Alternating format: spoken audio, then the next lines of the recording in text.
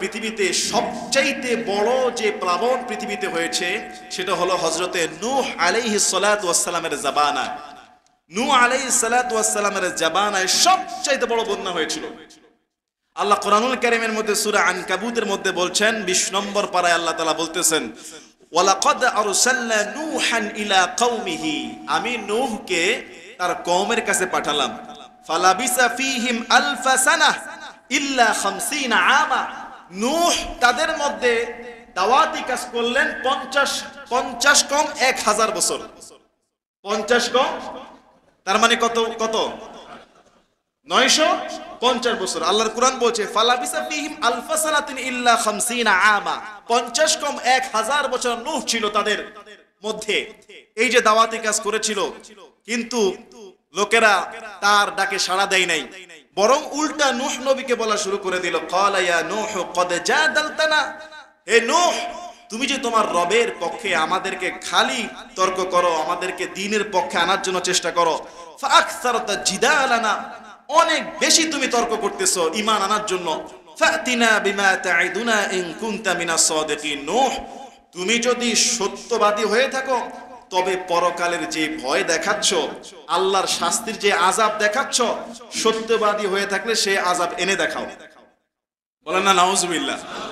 দেখেন নূহ নবীর উম্মতরা বলতেছে সত্যবাদী হয়ে থাকলে আযাব পারলে এনে দেখাও, কিন্তু এইটাও তো বলতে পারতো, তাফসীরের মধ্যে আসছে তুমি যদি সত্য নবী হয়ে থাকো তবে আমাদের জন্য হেদায়েতের দোয়া করে আমাদেরকে ঈমানদার বানাও, কি এটাও তো বলা যেত। এইটা না বলে বলতেছে যে আযাব পারলে এনে দেখাও, ফাতিনা বিমা তাইদুনা ইন কুনতা মিনাস সাদিকিন। নূহ আলাইহিস সালাম বললেন, ক্বালা ইন্নামা ইয়াতিকুম বিহিল্লাহু ইন শাআ ওয়া মা আনতুম বিমুজিজিন, শোনো আযাব যখন আসবে সেটা আল্লাহর ইচ্ছায় আসবে, আমার ইচ্ছায় আসবে না। আল্লাহ যখন আযাব দিবে ওয়া মা আনতুম বিমুজিজিন, তখন কিন্তু আযাবকে ঠেকাতে পারবা না, ঠিক কি না? নূহ আলাইহিস সালাম বললেন আযাব তো আমার কথায় আসবে না, আল্লাহ যখন দিবে তখন কিন্তু তোমরা কেউ ঠেকাতে পারবা না। হযরত নূহ আলাইহিস সালাম আল্লাহর কাছে দোয়া করেন, ক্বালা রাব্বি ইন্না কওমি কাযাবুন, হে আল্লাহ এই লোকেরা আমাকে মিথ্যাবাদী মনে করছে, 950 বছর দাওয়াত দিলাম, দাওয়াতে তাবলীগের কাজ করলাম, এরা আমাকে মিথ্যা প্রতিপন্ন করছে, এরা বলতেছে আযাব এনে দেখাতে, ফাফতাহ বাইনি ওয়া বাইনাহুম ফাতহাও ওয়া নাজ্জিনি ওয়া মান মাইয়া মিনাল মুমিনিন, হে রব আপনি আমার মধ্যে আর তাদের মধ্যে একটা সুস্পষ্ট ফয়সালা করে দেন, আর যারা মুমিন তাদেরকে আমার সাথে আমাদেরকে হেফাজত করে দেন, যারা মুমিন এদেরকে উদ্ধার করেন, যারা ঈমান এনেছে এদেরকে হেফাজত করেন, আল্লাহ আপনি তাদের মধ্যে আর আমাদের মধ্যে একটা ফয়সালা করে দেন। নূহ আলাইহিস সালাতু ওয়াস সালাম সরাসরি বদদুয়া করলেন কার কাছে? তিনি বলছে আল্লাহ এরা আমাকে মিথ্যাবাদী বলতেছে, এরা আযাব দেখতে চায়, আল্লাহ আপনি যারা ঈমান এনেছে এদেরকে হেফাজত করেন, আমাকে হেফাজত করেন। যখন এই কথাগুলো হযরত নূহ আলাইহিস সালাতু ওয়াস সালাম তিনি বললেন আল্লাহর কাছে, আল্লাহ তাআলা বললেন ওয়াসনাইল ফুলক বিআইনিনা ওয়া ওয়াহইনা ওয়া লা তুখাতিবনি ফিল্লাযিনা যালামু ইন্নাহুম মুগরাকুন, হে নূহ তুমি আমার চোখের সামনে আমার তত্ত্বাবধানে একটা বিশাল নৌকা বানাও, একটা বিশাল জাহাজ বানাও, এবং আমি তোমাকে নির্দেশ দিচ্ছি তুমি একটা জাহাজ বানাও। ওয়ালা তুখাতিবিনি ফিল্লাযিনা যালামু, আমি যখন জালেমদেরকে পাকড়াও করব নূহ তুমি কিন্তু কোনো সুপারিশ করবা না, ইন্নাহুম মুগরাকুন সবগুলোকে আমি ডুবাবো। যখন নূহ আলাইহিস সালাতু ওয়াস সালামকে এই কথাটা বলা হলো, হযরত নূহ আলাইহিস সালাতু ওয়াস সালাম তিনি একটা গাছ লাগালেন, একটা গাছ রোপণ করলেন।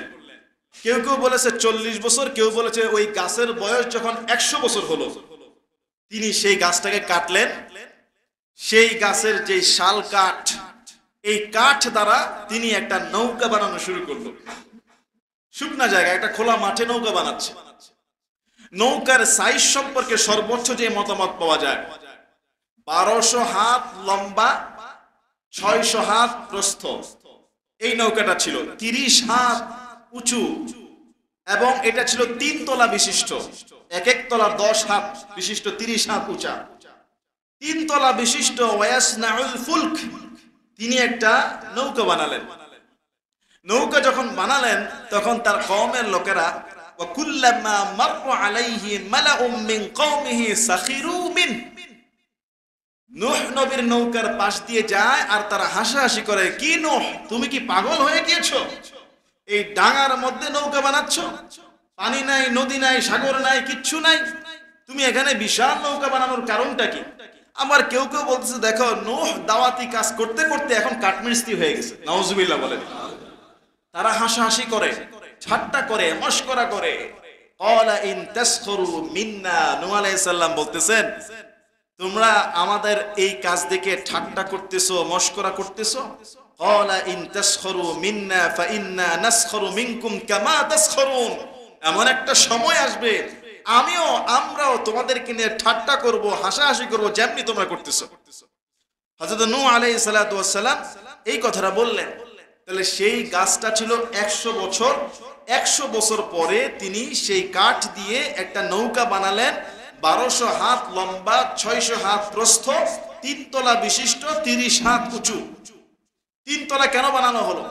আল্লাহ তাআলা হযরত নূহ আলাইহিস সালাতু ওয়াস সালামকে বলতেছিলেন যে প্লাবন আসবে, প্লাবন আসার সময় কুল নাহমিল ফিহা মিন কুল্লিন যাওজাইন ইসনাইনি, আপনি এই কিস্তির মধ্যে জোড়ায় জোড়ায় পশু পাখি প্রাণী এদেরকে উঠাবেন। কেননা পানি উঠলে যেই সমস্ত প্রাণী শুকনো জায়গায় জমিনে থাকে বাঁচে না, এদেরকে রাখা যাবে না, সবগুলাকে জাহাজের মধ্যে উঠাবেন এক জোড়া করে, বেশি না। সিংহ সিংহী, নর মাদি, বিড়াল, তারপর কাক, কবুতর, এরকম প্রাণীকুল যারা রয়েছে ওদের নিচতলা, মধ্যম তলাটা, মাঝখানের তলাটা ছিল শুধুমাত্র ঈমানদারদের জন্য। হযরত নূহ আলাইহিস সালামের 950 বছরের দাওয়াতি কাজে যারা ঈমান এনেছিল সংখ্যাটা হলো মাত্র 80 জন। মাত্র কতজন? 80 জন ঈমানদার এই নৌকার দ্বিতীয় তলায় সায় পেয়েছে। আর উপরের তলায় হলো পাখি যারা আকাশে উড়ে, ওরকম তাদেরকে উপরের তলায় দেওয়া হয়েছে। তো আল বিদায়া ওয়ান নাহার বর্ণনা এসেছে নিচতলায় যখন পশু পাখিগুলোকে ঢুকানো হলো, হিংস্র জন্তু জানোয়ার, কিছু কিছু পশু বলল যে আমাদের সঙ্গে সিংহকে রাখতেছেন, ও তো খিদা লাগলে শেষ। সিংহ যদি খিদা লাগলে আর যদি এখান থেকে এক জোড়া খেয়ে ফেলে তাহলে কি পৃথিবীতে আর বংশ বিস্তার কিয়ামত পর্যন্ত ওই প্রাণীর আসবে? তখন ওই বর্ণনার রাওয়াতে আসছে যে আল্লাহ তাআলা নূহ আলাইহিস সালাম বললেন, আল্লাহ সিংহের ভয়ে তো মানুষ নিচতলা ঢুকতেছে না, যারা এই অন্যান্য প্রাণী সিংহকে ভয় পাচ্ছে, আল্লাহ তাআলা সেই সিংহকে এমন জট দিয়েছে, জট দিয়ে কাবু করে ফেলেছে যাতে করে কারো প্রতি আক্রমণ না করে। আল্লাহু আকবার। ফাসাউফা তা'লামুন মান ইয়াতিহি আযাবুন ইখজিহি ওয়া ইয়াহিল্লু আলাইহি আযাবুন মুকিম। হযরত নূহ আলাইহিস সালাতু ওয়াস সালামকে আল্লাহ তাআলা নির্দেশ দিলেন যে তুমি এইখানে জোড়ায় জোড়ায় প্রাণীগুলো উঠাও যাতে করে পরবর্তীতে বংশ বিস্তার করা যায়। সাইয়েদনা নূহ আলাইহিস সালাতু ওয়াস সালাম যখন দেখলেন প্লাবন আসছে, হাত্তা ইযা জাআ আমরুনা ওয়া ফারাত তান্নুর, চুলার মধ্যে আগুন যেমনে উথলায় ওঠে পানি ঠিক তেমনি ভাবে উথলায় ওঠা শুরু করে দিল। কোরআন বলছে রব্বুল আলামিন আকাশের দুয়ারগুলো খুলে দিলেন, বৃষ্টির দুয়ার, জমিনের ফোয়ারাগুলো খুলে দিলেন, জমিন থেকে ঝর্ণার মতো পানি নিচ থেকে বের হচ্ছে, আকাশ থেকে মুষলধারে বৃষ্টি বের হচ্ছে, আকাশের দুয়ারগুলো খুলে দেওয়া হলো। হযরত নূহ আলাইহিস সালাতু ওয়াস সালাম বলতেছেন ওয়াকাল আরকাবু, তোমরা তাড়াতাড়ি এই বাহনের মধ্যে আরোহণ করো আর পড়ো বিসমিল্লাহি মাজরিহা ওয়া মুরসাহা ইন্না রাব্বি লাগফুরুর রহিম। আল্লাহর নামে শুরু হচ্ছে, আল্লাহর নামে থেমে যাবে, এই দোয়া পড়ে তোমরা সবাই এখানে উঠো। আল্লাহু আকবার। বিসমিল্লাহি মাজরিহা, এখন জাহাজে উঠলে, নৌকায় উঠলে এই দোয়া আছে না নাই? এটা কিন্তু যানবাহনে উঠলে আমরা পড়ি বিসমিল্লাহি মাজরিহা ওয়া মুরসাহা ইন্না রাব্বি লাগফুরুর রহিম। নিশ্চয়ই আমাদের রব ক্ষমাশীল, নিশ্চয়ই আমাদের রব দয়ালু। নূহ আলাইহিস সালাতু ওয়াস সালামের পরিবার থেকে শুরু করে 80 জন ঈমানদার সেই জাহাজের মধ্যে উঠলো। ওয়াহিয়া তাজরি বিহিম ফি মাউজিন কাল জিবাল, এক একটা ঢেউ পাহাড়ের মতো ধেয়ে আসছে, কিন্তু নূহ নবীর পরিবারের ইয়াম নামক একজন ছেলে, নূহের ছেলে, নবীর ছেলে জাহাজের মধ্যে ওঠে না, কেননা সেও ছিল কাফেরদের অন্তর্ভুক্ত। ওয়ানাদা নূহুন ইবনাহু, বাবার মন মানে না, নূহ নবী ডাক দেয়, হে আমার ছেলে ওয়াকানা ফি মাযিল, ছেলে দূরে দাঁড়ায় আছে। ইয়া বুনাইয়ার কাম মা'না ওয়ালা তাকুম মা'আল কাফিরিন, হে আমার ছেলে আজকে জাহাজের মধ্যে নৌকার মধ্যে তাড়াতাড়ি উঠো, কাফেরদের সঙ্গে থেকো না। ঝড় আসতেছে, বৃষ্টি আসতেছে, বন্যা হয়ে যাবে, পৃথিবী প্লাবিত হয়ে যাবে। ছেলে কিন্তু কাফের আর বাবা হলো নবী। ছেলেকে ডাক দেয়, ছেলে দূরে দাঁড়িয়ে আছে। ক্বালা সাআওয়ি ইলা জাবালি ইয়াসিমুনি মিনাল মা, ছেলে জবাব দেয়, বাবা যদি পানি বেশি উঠে যায় পাহাড়ের উপরে উঠে আমি আশ্রয় নিব। নাউজুবিল্লাহ বলে। দেখেন হযরত নূহ আলাইহিস সালাতু ওয়াস সালাম তাকে ডাকলেন, বাবা। নূহ নবীর মোট 3 ছেলে, তারা নৌকার মধ্যে উঠছিল। পুত্রদের নাম আছে হাম, সাম, ইয়াফিস। এরা সেই নৌকার মধ্যে উঠেছিল। কিন্তু কানান কিংবা ইয়াম তার আরেকটা ছেলে, কানান সে কাফের, সে উঠে নাই, কিন্তু তার স্ত্রী ইমানদার, সেও পর্যন্ত সেই নৌকায় ছিল। নূহ নবীর স্ত্রী এবং তার এক ছেলে কানান, স্ত্রী কোন কোন বর্ণনা আছে আগেই মারা গিয়েছে, কিন্তু কানান সে নৌকায় উঠবে না। বাবাকে বলতেছে, বাবা যদি পানি বেশি আসে তবে আমি পাহাড়ের উপরে উঠে আশ্রয় নিব। তারপরও বাবার সঙ্গে নৌকায় আশ্রয় নিবে না। পাহাড়ের মতো ঢেউয়ের মতো এক একটা ঢেউ পানি আসতেছে, উঠবে না। রাসূল করিম সাল্লাল্লাহু আলাইহি সাল্লাম তিনি বলেছেন, যদি সেদিন আল্লাহ তাআলা কোন কাফেরের উপর দয়া করতেন তবে সেটা হতো ওই মহিলার উপরে। এক মহিলা যখন নূহ নবীর জামানায় বন্যা শুরু হলো, ওই মহিলাটা তার ছোট্ট একটা দুধের শিশু ছিল। এই শিশু নিয়ে পাহাড়ের অর্ধেক উঠে দাঁড়ায় আছে, নৌকায় উঠে নাই। সে পাহাড়ের অর্ধেক উঠে দাঁড়ায় আছে, পানি তো নিচে হাঁটু পর্যন্ত, মাজা পর্যন্ত, কোমর পর্যন্ত পানি উঠতেছে। তো যখন পানি পাহাড়ের সেই অর্ধেক পর্যন্ত উঠে যায়, সেই মহিলাটা পাহাড়ের একেবারে চূড়ায় উঠে গেল। এখন পানি বাড়তে বাড়তে পাহাড়ের চূড়া পর্যন্ত পৌঁছে যায়। পাহাড়ের চূড়া পর্যন্ত যখন পানি পৌঁছে যায়, সেই মহিলাটা দেখতেছে পাহাড় ডুবে যাচ্ছে। মহিলাটার কোমর পর্যন্ত পানি হয়ে যায়। ছোট্ট বাচ্চাকে বুকের মধ্যে ধরে রাখে। এবার যখন দেখে গলা পর্যন্ত পানি হয়ে গেল, সেই মহিলাটা কোলের বাচ্চাটাকে এইভাবে একেবারে আলগি দিয়ে ধরে রেখেছে। রাসূল বলছেন, সেদিন যদি কোনো মহিলার প্রতি, কোন মানুষকে যদি আল্লাহ দয়া করতেন কোন কাফেরের প্রতি, তাহলে এই শিশুর কারণে এই মায়ের প্রতি দয়া করা হতো। কিন্তু কাফের হওয়ার কারণে, বেঈমান হওয়ার কারণে আর নূহ নবী দোয়া করেছিল, আল্লাহ ওয়াকালা রাব্বি লা তাদার আলাল আরদি মিনাল কাফিরিনা দাইয়ারা, পৃথিবীর কোন কাফেরের ঘর যেন একটাও যেন না থাকে। আল্লাহু আকবার। চিন্তা করেন, আল্লাহ তাআলা 950 বছর সুযোগ দিয়েছে। তিনি বলেছিলেন একটা কাফেরের ঘরও যেন না থাকে। এবার যখন সেই মহিলা সেই সন্তানকে এইভাবে ধরে রেখেছে, সেই মুহূর্তে আল্লাহ রহম করে নাই। পাহাড় শুধু ডুবে যায় নাই, সেদিন পাহাড় ডুবে 40 হাত উপরে পানি উঠে গিয়েছিল। আল্লাহু আকবার। এটাই পৃথিবীর সবচাইতে স্মরণকালের সবচেয়ে ভয়াবহ বন্যা, যেই বন্যায় পৃথিবীতে কোনো শুকনা জায়গা ছিল না, সব ভিজে গিয়েছিল।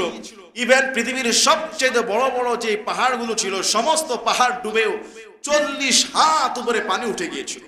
শুধুমাত্র একটা মাত্র কিস্তি, নৌকা, জাহাজ, 3 তলা বিশিষ্ট, 1200 হাত লম্বা, 600 হাত প্রশস্ত একটা জাহাজ ছিল, যেই জাহাজের মধ্যে জোড়ায় জোড়ায় বিভিন্ন প্রাণী ছিল। আর ইমানদার ছিল কতজন? 80 জন ইমানদার সেটার মধ্যে ছিল। ওই জাহাজটা যখন এই বন্যা হয়ে গেল, ঘুরতে লাগলো, তাফসীরের মধ্যে আসছে 150 দিন সেই জাহাজ ভাসলো। আর শুধু 40 দিন টানা নূহ নবীর কিস্তি কাবাঘরকে তাওয়াফ করছে। সুবহানাল্লাহ বলবেন না? কেননা সেই বন্যার পরে কাবা ঘর পর্যন্ত নিশ্চিহ্ন হয়ে গেছিল। কাবার যে জায়গাটা, এটা তো পৃথিবীতে মোট 5 বার সংস্কার করা হয়েছে, 5 বার পুনর্নির্মাণ করা হয়েছে। তার মধ্যে একটা হলো নূহ আলাইহিস সালাতু ওয়াস সালামের জামানায় যে বন্যাটা হয়েছিল, ওই বন্যায় পুরা কাবার একেবারে নিশ্চিহ্ন হয়ে গিয়েছিল। কিন্তু বন্যা অবস্থায়ও কাবার তাওয়াফ আর জিয়ারত আল্লাহ বন্ধ রাখে নাই। সুবহানাল্লাহ বলবেন না? এখনো কি বন্ধ আছে? 1 মিনিটের জন্য বন্ধ আছে? 1 মিনিটের জন্য বন্ধ নাই। যদি বিশ্বাস না হয়, যারা উমরা করছেন, হজ করেছেন বা আবার যাবেন, দেখবেন 1 মিনিটের জন্য আল্লাহর ঘর তাওয়াফ করা বন্ধ নাই। যদি কাবার আশেপাশে যদি কাজও চলে, ওই যে উপরে হারামের ভিতর থেকেও রাউন্ড করার তাওয়াফের জায়গা আছে। আমি আপনি কি দেখি যে কাবার চতুর্পাশে তাওয়াফ করতেছে? এরকম ডবল লোক আছে উপরে, 2 তলায় 3 তলায় 4 তলায় ছাদে তাওয়াফ করতেছে, আছে না নাই? অসুস্থদের একটা ইয়ে আছে। তারপর উপরে ঘুরে হাঁটার জন্য কত বিশাল লক্ষ লক্ষ মানুষ, কি রাত আর কি দিন। ওই কাবাঘরে গেলে বোঝা যায় না, সব মানুষ খালি একটু ফাঁকা সময় চায় কাবাঘরের সামনে গিয়ে হাজরা আসর চুমু খাবে। আমি কয়েকবার ভাবছি যে রাতে 2টায় মনে হয় ফাঁকা পাওয়া যাবে, 2টা বাজে গিয়ে দেখি ভিড় আরো বেশি। ভাবছি ফজরের পরে মানুষটা একটু আরাম করে ওই সময় যাবো, সেখানেও সুযোগ নাই। 24টা ঘন্টা, এমন কি যখন সারা পৃথিবী প্লাবিত হয়ে গেল, নূহ আলাইহিস সালাতু ওয়াস সালামের সেই কিস্তি, সেই জাহাজ, সেই নৌকা টানা 40 দিন আল্লাহর ঘর কাবার চতুর্পাশে খালি ঘুরছে আর জিয়ারত করছে, তাওয়াফ করছে, সুবহানাল্লাহ। আর টোটালি 150 দিন তারা সেই জাহাজের মধ্যে ছিলেন। কতদিন? 150 দিন। এই জাহাজের এই কাঠের নৌকাটা কাটার জন্য ইঁদুর একটু দুষ্টামি করছে। ইঁদুরের কাজ তো কাঠ কাটা, ও কাঠ কাটা শুরু করে দিয়েছে, ও দাঁত দিয়ে, ধারালো দাঁত দিয়ে। নূহ নবী বলে, আল্লাহ এত নৌকা ফুটো করে ফেলবে। ইনস্ট্যান্ট আল্লাহ তাআলা সেই জাহাজের মধ্যে বিড়াল সৃষ্টি করে দিলেন, সুবহানাল্লাহ বলে না? এখন বিড়াল দেখলে ইঁদুরের দৌড় আছে না নাই? একটা থেকে আরেকটাকে শায়েস্তা করার জন্য পৃথিবীর সব কিছুর মধ্যে আল্লাহ ব্যবস্থা দিয়েছে, ঠিক কি না? বনের ভিতরে যদি বাঘ না থাকতো তাহলে এই বন পুরা সব কেটে মানুষ সাফ করে ফেলতো, প্রাকৃতিক বিপর্যয় আরো বেশি হতো। সুন্দরবন রক্ষা করার জন্য মানুষ লাগে না, রক্ষা করার জন্য আল্লাহ তাআলা বনের রাজা বাঘ দিয়ে দিয়েছে। বাঘ থাকার পরেও তো মানুষ ঢুকে, কাঠ চুরি করে, কত কিছু করে, মধু আনে, কিন্তু বাঘ যদি না থাকতো এই বন সাবার করে ফেলতো। আল্লাহ তাআলা যেখানে যেখানে পাহাড় দরকার, যেখানে জঙ্গল দরকার, এগুলির নিরাপত্তার জন্য আল্লাহই ব্যবস্থা করে দিয়েছে, ঠিক কিনা বলেন? তো সেই জাহাজটা 150 দিন এটা পৃথিবীতে ঘুরলো, এবং জাহাজটা সর্বশেষ জুদি পাহাড়ে গিয়ে ঠেকলো। জুদি পাহাড়ে যখন এই জাহাজ থেকে পৃথিবীতে পানি কি কমেছে না আছে এটা তথ্য নেওয়ার জন্য হযরত নূহ আলাইহিস সালাম, এটা একবারে ইতিহাসের গ্রহণযোগ্য বর্ণনায় আসছে, কাককে প্রেরণ করছে যে দেখে আসো জমিনের পানির কি অবস্থা। এই কাক পানির ইনকোয়ারি নিতে এসে সে মরা ধরা খাওয়া শুরু করছে, খেয়ে দেরিতে গিয়েছে। নূহ আলাইহিস সালাম রাগ করলেন, তাকে অভিশাপ দিলেন। এই জন্য কাক এখন কিন্তু লোকালয়ে মানুষের কাছাকাছি একটা গৃহপালিত পশু হিসেবে কিন্তু মানুষ ব্যবহার করে না, করে কাক থাকে, ময়লা খায়, দূরে থাকে, বিভিন্ন জায়গায় থাকে। পরবর্তীতে তিনি পাঠালেন কবুতরকে, যে দেখো পৃথিবীর কি অবস্থা। কবুতর জৈতুনের পাতা এবং যে পানি কমে গিয়েছে, কাদা মাটি দেখা যাচ্ছে, সেই কাদা মাটিতে লাগায় নিয়ে আসছে। নূহ নবীকে বুঝাইতে চায় যে জৈতুনের পাতা এবং মাটি কাদা দেখা যাচ্ছে, পানি নাই, সব নেমে গিয়েছে। নূহ আলাইহিস সালাতু ওয়াস সালাম কবুতরের জন্য দোয়া করলেন, আর সেই দোয়ার বরকতে মানুষ এটাকে এত ভালোবাসে, দেখতেও সুন্দর, এবং বংশভেদে এক জোড়া কবুতরের দাম 1 লক্ষ টাকার উপরেও আছে। কথা বলে না? মানুষটা এটাকে আদর করে, শৌখিনতার একটা করে এটাকে লালন করে, পালন করে। এবং এমনও কবুতর আছে যেটা কিনতে 1-1.5 লক্ষ টাকা লাগে।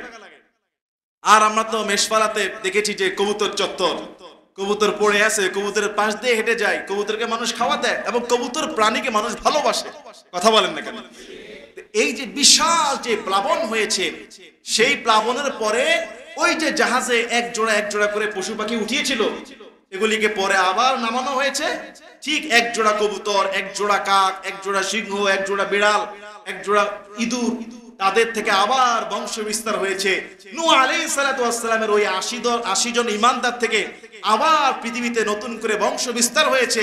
ওই 80 জন বাদে সেদিন পৃথিবীতে একটা ঘরও, কাফেরদের ঘর, কোন কাফের সেদিন বেঁচে ছিল না। চিন্তা করা যায়, গোটা পৃথিবী আল্লাহ তাআলা এক প্রকার ধ্বংস করে দিয়েছিলেন মাত্র 80 জন ইমানদার ছাড়া। 950 বছর মেহনত করার পরেও, দাওয়াতি তাবলীগের কাজ করার পরেও তারা কুফরি করেছে। আর এখনো যেই সমস্ত মুসিবত আসে, বুঝতে হবে আমাদের অবাধ্যতা, আমাদের হাতের কামাই, আমাদের গুনাহের কারণ, ঠিক কিনা? তবে আমাদের গুনাহের কারণে এই সমস্ত আযাব আসলেও, যখন এই সমস্ত আযাবে মোমেনরা, ইমানদাররা অ্যারেস্ট হবে, তারা যখন এই সমস্ত আযাবে গ্রেফতার হবে, যেমন ঘর বাড়ি হারানো, পশু, তাদের গৃহপালিত পশু হারানো, জানমালের ক্ষতি হওয়া, ঘর নষ্ট হওয়া। রাসূল তো বলেছে যদি কেউ পানিতে ডুবে মারা যায়, শাহাদাতের মর্যাদা। যদি কারো বিপদে মুসিবতে সে সবর রাখে, তার ঘর চলে গিয়েছে, তার পশু হারিয়েছে, সে বিকলাঙ্গ হয়ে গেছে, খাবার খায় নাই, ক্ষুধার্ত, মুমিনের কষ্ট একটা কাঁটাও যদি পায়ের ভিতরে ঢুকে, যদি কারো শরীরে যদি জ্বরও আসে, যতক্ষণ জ্বর থাকে ততক্ষণ আল্লাহর রাসূল বলে তার গুনাহ মাফ হতে থাকে। এই বন্যা কবলিত অবস্থায়, এই বিপদগ্রস্ত অবস্থায় তারা তো ঠিকমতো নামাজ এগুলি করতে পারতেছে না, ঠিক মতো গোসল করতে পারছে না। এবং বলছে বিপদগ্রস্ত অবস্থায়, অসুস্থ অবস্থায়, সুস্থ অবস্থায় যেমন নেক আমল করত, বিপদগ্রস্ত অবস্থায় মসজিদ ডুবে গিয়েছে, জামাত পড়তে পারে না, ওই অবস্থায়ও তাকে তোমরা জামাতের সওয়াব দান করে দিবা।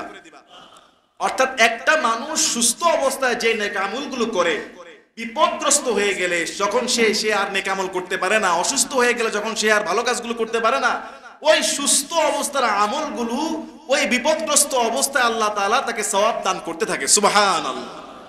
তাহলে আমাদের দেশের মধ্যে যে মুসিবত এসেছে, যারা মুসিবতে আক্রান্ত হয়েছে, যদি সবর রাখতে পারে আল্লাহর পক্ষ থেকে পুরস্কার আছে না নাই? আর তাদের মুসিবত আমাদের জন্য পরীক্ষা যে আমরা আমাদের ভাইদের পাশে আছি না নাই, আমরা কি আমাদের ভাইদেরকে সহযোগিতা করছি কিনা, এটাও আমাদেরকে দেখতে হবে। আল্লাহ আমাদের ইমানের পরীক্ষা নিবে। আলহামদুলিল্লাহ বিভিন্ন জায়গা থেকে স্পিড বোট, তারপর যে আপনার লাল বোট রয়েছে, নৌকা রয়েছে, মানুষ ট্রাক ভর্তি করে রওনা হয়েছে ফেনীর উদ্দেশ্যে। এবং গতকাল রাতে কুমিল্লার যে গোমতী নদীর বাঁধ, এটাও ভেঙে গিয়েছে। গতকাল রাত থেকে আপনার কুমিল্লার অবস্থাও খারাপ। কুমিল্লা যদি প্লাবিত হয়ে যায়, এইদিকে আপনার ব্রাহ্মণবাড়িয়া, তারপর আপনার লক্ষ্মীপুর, নোয়াখালী, লাকসাম, তারপর চাঁদপুর, আর ফেনীর কেন্দ্রিক চট্টগ্রাম, বিশেষ করে খাগড়াছড়িতে বেশি হয়েছে। এরকম বিভিন্ন অঞ্চলগুলো যখন প্লাবিত হয়ে গিয়েছে, দেখলাম যে একজন বাবা তার ছেলে গাছের মধ্যে কোন রকম ধরে আছে, বাবা তাকে উদ্ধার করতে গিয়েছে, কিন্তু স্রোতে বাবাই ভেসে চলে গিয়েছে এই ফেনীতে। এবং অনেকের লাশ দেখা যাচ্ছে, অনেকে ফোন করে বলতেছে যে আমাদের নিচতলা ডুবে গিয়েছে, একটা ছাদে আছি, ছোট্ট বাচ্চা আছে, এরকম হাহাকার শোনা যাচ্ছে। তবে আলহামদুলিল্লাহ বিভিন্ন জায়গা থেকে মানুষ ত্রাণ নিয়ে যাচ্ছে। আর এই সময়টা ত্রাণ কি হতে পারে? সবচেয়ে গুরুত্বপূর্ণ একটা হলো বিশুদ্ধ পানি। সেখানে কিন্তু বিশুদ্ধ পানি নাই, যদিও পানির মধ্যে সবাই সব ডুবে গেছে, বলে হুজুর পানির মধ্যে ডুবে গেছে, পানি নাই, খাবারের পানিটা নাই। বিশুদ্ধ পানি এক নম্বর। এবং এই সমস্ত বন্যায় মানুষের পেট খারাপ হয় বেশি, স্যালাইন দরকার, এবং প্রাথমিক চিকিৎসার জন্য, জ্বরের জন্য কিছু নাপা, এই সমস্ত মেডিসিন দরকার। শুকনো খাবার, চিড়া, মুড়ি, তারপর আপনার গুড়, বিস্কিট, এই সমস্ত খাবারগুলো বেশি দরকার, কারণ সেখানে তার রান্না করার পরিবেশ নাই, মাছ কাটার পরিবেশ নাই, আগুন ধরানোর পরিবেশ নাই। এই জন্য প্যাকেটজাত যে সমস্ত খাবারগুলো রয়েছে, এগুলি আলহামদুলিল্লাহ আমাদের ভাইরা দিচ্ছেন। যদি আপনি চালের বস্তা দেন, কাজ হবে না। চাল খুলে প্রসেসিং করে রান্না করা, এটা সেখানে কষ্টদায়ক। এবং কি আমি দেখেছি আমাদের যেই হেলিকপ্টারের যেই প্রাইভেট সংস্থা রয়েছে, তারা পর্যন্ত অ্যানাউন্সমেন্ট দিয়েছে যে আমাদের এই দুর্যোগ অবস্থায় প্রবাসী হেলিকপ্টার যে তারা বলেছে এই উদ্ধার কাজে সম্পূর্ণ বিনামূল্যে তারা সেবা দিবে। আলহামদুলিল্লাহ বলেন। সেনাবাহিনী, নৌবাহিনী এবং সেই সাথে তারা হটলাইন চালু করেছে। এবং বাংলাদেশের বিভিন্ন সংস্থা, বিভিন্ন সমাজ সেবকরা তারা এগিয়ে যাচ্ছে আলহামদুলিল্লাহ। এবং আমার আপনার প্রত্যেকের সহযোগিতায় তারা সাহায্য পাচ্ছে। এই মুহূর্তে একটা মোমবাতি দিয়েও যদি সাহায্য করা যায় আলহামদুলিল্লাহ। কি বলেন? তাদের তো এখন বিদ্যুৎ নাই, বিদ্যুৎ দেওয়াও ঠিক হবে না, কারণ ইলেকট্রিসিটি কারেন্টে লেগে গেলে আরো মানুষ কষ্ট হবে, বেশি মানুষ মারা যাবে। আবার এই সময়টা অনেক অসাধুকে দেখা যায় ওই দুর্যোগপূর্ণ এলাকায় 20 টাকার একটা মোমবাতি 500 টাকা বিক্রি করে। আসে না নাই বলেন? 10,000 টাকার স্পিড বোট 50,000 টাকা চেয়ে বসে, 200 টাকার নৌকা ভাড়া খালি পার করে দিবে, 10,000 টাকা চায়। এমনও কিছু অসাধু সিন্ডিকেট আছে না নাই বলেন, যেখানে মানুষ বিনামূল্যে সেবা দেয়। আসলে সব জায়গায় ভালো খারাপ থাকে, এরকম সিন্ডিকেট ভালো খারাপ থাকে। এজন্য ঢাকা থেকে যদি একটা মোমবাতিও নেওয়া যায় 200, 250, 300 টাকা দিয়ে, একটা চার্জ লাইট, টর্চ লাইট নেওয়া যায়, 1-2 ঘন্টা যা সেবা পাওয়া যায়। কিছু ঘরে যদি আপনার পাওয়ার ব্যাংক, মোবাইল চার্জ দেওয়ার জন্য দেওয়া যায়, এবং শুকনা খাবার, মেডিসিন, স্যালাইন, পানি দেওয়া যায় আলহামদুলিল্লাহ। এবং যে পানি, যে ফ্রেশ যে পানির কোম্পানি ফ্রেশ, ওইটা থেকে আজকে জানানো হয়েছে যে একটা স্বেচ্ছাসেবী সংগঠন ফ্রেশ পানির কোম্পানিকে ফোন দিয়েছে যে আমাদের এত পানি লাগবে। কোম্পানি বলেছে যে আমরা সত্যি পানি দিতে পারবো না, এত পানি আমাদের কাছ থেকে মানুষ নিচ্ছে। ইভেন আপনার যে ফ্যাক্টরি, বাইরে মানুষ বৃষ্টিতে ভিজে দাঁড়িয়ে আছে পানি নেওয়ার জন্য। তখন সেই ভাই বলতেছে আমি পানি পাই নাই, তবে কেউ না কেউ নিচ্ছে, কোম্পানি হিমশিম খাচ্ছে পানি দেওয়ার জন্য। তার মানে বোঝা যায় মানুষ তাদের আপ্রাণ চেষ্টা চালাচ্ছে এই বন্যা কবলিত মানুষগুলোকে বাঁচানোর জন্য। কথা বলেন ঠিক কিনা? এতটুকু ভালো লাগছে যে মানুষ এগিয়ে আসতেছে, মানুষ নিচ্ছে আলহামদুলিল্লাহ। গতকাল রাতেও আমি আমার তত্ত্বাবধানে মিরপুর থেকে, এবং এখন তো আপনার গাড়ি ঢুকতেছে না, আব্দুল্লাহপুর থেকে এক ট্রলার বোঝাই করে পানি, শুকনা খাবার, লাইফ জ্যাকেট এগুলি পাঠিয়ে দিয়েছি আলহামদুলিল্লাহ। এবং বিভিন্ন যুবকরা কাজ করতেছে। চিটাগং থেকে যে জাহাজগুলো আসতেছে স্পিড বোট থেকে শুরু করে, এগুলি আপনার চিটাগং টু ফেনী রোড আপনার আধা হাত 2 হাত ভরে গিয়েছে। পানির এত ফ্লো যে গাড়িগুলো চলতে পারতেছে না, 60-70 কিলো জাম হয়ে গেছে, আপনার প্রচন্ড জ্যাম, যে মানুষ যে ত্রাণ আসতে পারতেছে না, কারণ রোড ডুবে গিয়েছে। সব মিলিয়ে যদি সম্ভব হয়, যদি ট্রলার যোগে সরাসরি ফেনীতে যাওয়া যায়, বা যারা যাচ্ছেন যাবেন, অথবা কুমিল্লা দিয়ে গৌরীপুর দিয়ে ঢুকে আপনার হাজীগঞ্জ কচুয়া অথবা লাকসাম নাঙ্গলকোট হয়ে ফেনী চৌমোহনীতে যদি উঠা যায়, নোয়াখালী চৌমোহনী দিয়ে ওদিক দিয়েও যাওয়া যায়। কেননা কুমিল্লা, ফেনী, চট্টগ্রাম রোডগুলো ডুবে গিয়েছে, এবং সেখানে প্রচন্ড যানজটের সৃষ্টি হয়েছে। তা আমরা চেষ্টা করব, যারা ওখানে এক্সপার্ট, যারা রোডঘাট চিনে, এলাকা চিনে, কোন এলাকা বেশি, সেখানে সাহায্য করার চেষ্টা করব। আলহামদুলিল্লাহ অনেক স্বেচ্ছাসেবী সংগঠন দাঁড়িয়ে গিয়েছে। কালকে থেকে এই পর্যন্ত, আমি তো মসজিদের খতিব, আমাকে অনেক স্বেচ্ছাসেবী সংগঠন ফোন দিছে, হুজুর আমরা বেরোচ্ছি। আসলে কার কথা বলবো? আপনারা যাকে যেখানে পাবেন ট্রাস্টেবল দিয়ে দিবেন। আর আমাদের মসজিদ থেকেও জানানো হয়েছে যে মসজিদ কমিটি এবং যুবকদের, টোলারবাগের যুবকদের উদ্যোগে তারাও এটা চেষ্টা করতেছে। এই যে দপ্তর সম্পাদক মাহি ভাই, তারপর ইকবাল ভাই, তারা চেষ্টা করতেছে এলাকার যে যুবক তানভীর ভাই সহ এই টোলারবাগ থেকে একটা ফান্ড যেন তারা এই গরিব যারা রয়েছে তাদেরকে যেন পৌঁছাতে পারে, এবং আপনারা এই ক্ষেত্রে সাহায্য সহযোগিতা করতে পারেন।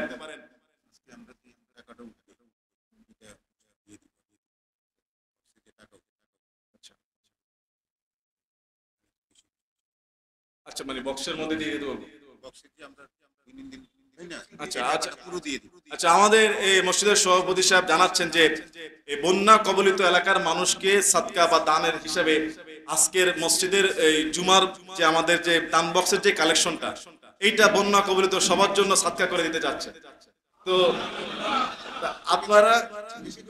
আপনারা চাইলে যে বন্যা কবলিত যে এই টোলারবাগের পক্ষ থেকে, মসজিদ কমিটির পক্ষ থেকে, যুবকদের পক্ষ থেকে যদি আজকে আপনি দেন 10 টাকা, শুধু বন্যা কবলিত মানুষের জন্য যদি হিসাব করে 20 টাকা দেন, তাহলে টাকা কম উঠবে না বেশি উঠবে?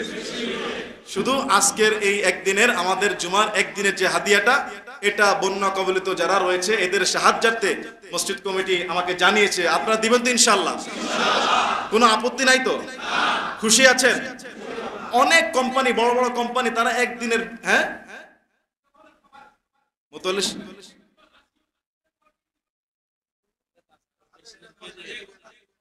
আচ্ছা আপনারা দিবেন। এছাড়াও যদি দান বাক্স বা না দিতে পারেন, পরবর্তীতে আপনারা জুমার পরের থেকে মসজিদ কমিটির যারা রয়েছে এবং এই সাথে দায়িত্ব, হ্যাঁ সম্মানিত সভাপতি সাহেব আছেন বা সেক্রেটারি, ক্যাশিয়ার এবং যুবক যারা রয়েছেন, ওনাদের কাছে আপনারা আজকে থেকে এবং রাতে কালকে দিতে পারেন, এবং যাদের ভালো একটা অ্যামাউন্ট যেন টোলারবাগ থেকে ক্ষতিগ্রস্তদের জন্য আমরা দিতে পারি। কি বলেন? ইনশাল্লাহ পারবো না? ইনশাল্লাহ। আপনারা এই শুধু যে জুমার সময় এমনটা না, তারপরেও সুযোগ রয়েছে।